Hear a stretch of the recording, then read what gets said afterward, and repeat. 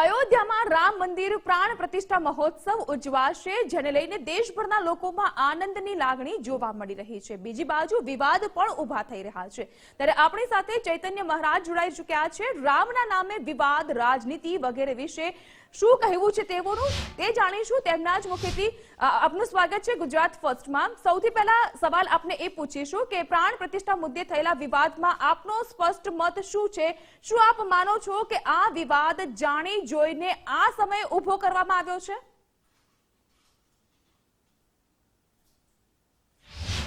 જેમ કહેવામાં આવી રહ્યું છે કે મંદિર હજુ અધૂરું છે અને શિખરબંધ નથી થયું અને આપણે પ્રતિષ્ઠા કરી રહ્યા છીએ, તો ભૂતકાળની અંદર 1951માં જ્યારે ગુજરાતના પનોતા પુત્ર માનનીય સરદાર વલ્લભભાઈ પટેલ સાહેબે સોમનાથનો જીર્ણોદ્ધાર કર્યો, ત્યારે પણ માત્ર ગર્ભગૃહ જ તૈયાર થયેલું અને 5 વર્ષ પછી મંદિર પૂર્ણ થયેલું। ત્યારે કોઈએ આ સવાલો નહોતા ઉઠાવ્યા। નામે આ એક ચોક્કસ પ્રકારની રાજનીતિ રમાઈ રહી છે, ચોક્કસ પ્રકારના લોકોનો ભ્રમ ફેલાવવાનો આ એક પ્રયાસ છે। જે ભારતીય જનતા પાર્ટી ઉપર એક આક્ષેપ કરી રહ્યા છે વિરોધ પક્ષવાળા કે આ લોકસભાને લઈ, ચૂંટણીને લઈ અને રામ મંદિરનું નિર્માણ આજે અચાનક કરવામાં આવ્યું છે। મારે મિત્રોને યાદ કરાવવું છે કે આપણા શાસ્ત્રમાં કહ્યું છે કે તેન તખ્તેન ભોજિતા, ત્યાગીને ભોગવો। અમે માત્ર સત્તા માટે નહીં પણ ભૂતકાળની અંદર અમે રામના નામે અમારી 3 સરકારો કુરબાન કરી છે। આ કોંગ્રેસે અમારી 3 સરકારોને બરખાસ્ત કરી નાખેલી એ વખતે। તો જે લોકો દ્વારા યેન કેન પ્રકારે આ પ્રાણ પ્રતિષ્ઠા મહોત્સવનો વિરોધ કરવામાં આવી રહ્યો છે તેઓને આપ શું કહેશો?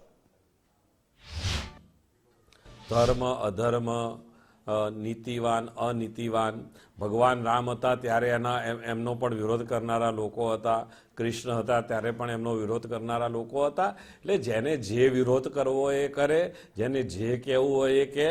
અમે જે પ્રજાને વચન આપેલું કે રામ લલાહમ આએંગે, મંદિર ભવ્ય બનાએંગે, એ 22મી અમે પૂર્ણ કરી રહ્યા છીએ। આ લોકોએ તો ભૂતકાળમાં અમારી મજાક ઉડાવતા હતા કે રામ લલામ આएंगे, મંદિર ભવ્ય બનાएंगे, લેકિન તારીખ નહીં બતાएंगे।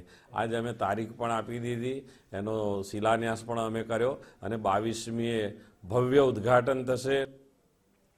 આપણા કોઈક ગ્રંથ એવું પણ કહી રહ્યા છે કે જ્યારે ભગવાન પધારે તેની માટે એક મંદિર પૂર્ણ હોવું જરૂરી છે, તો તે વિશે આપનું શું મંતવ્ય? તમારે શિવાલય બનાવવું હોય અને શિવજીની સ્થાપના કરવી હોય લિંગ સ્વરૂપ, તો એને શિખર ઉપરથી નીચે અવતરણ કરવું પડે છે, એટલે ત્યાં આગળ શિખર જરૂરી છે। બાકી રામજી મંદિર આજે પણ ગુજરાતની અંદર અનેક ગામડાઓમાં તમે જાઓ તો આજે પતરાની અંદર છે, ત્યાં શિખર પણ નથી અને છતાં બી લોકો આસ્થાથી એ જ રામનું રોજ પૂજન કરે છે, એ જ રામના દર્શન કરે છે। એટલે અને જે મેં કહ્યું ને સોમનાથની અંદર ક્યાં એ વખતે પૂર્ણ મંદિર હતું, 5 વર્ષ પછી મંદિર પૂર્ણ થયું।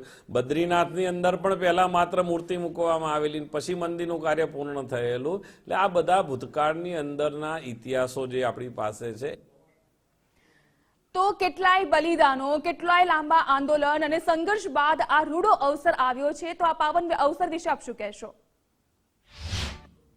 પરંતુ એવું માનું છું કે જેમણે બલિદાન આપ્યું છે એમણે શ્રદ્ધા સાથે લડાઈમાં જોડાયેલા અને એ શ્રદ્ધાનો આજે વિજય થયો છે।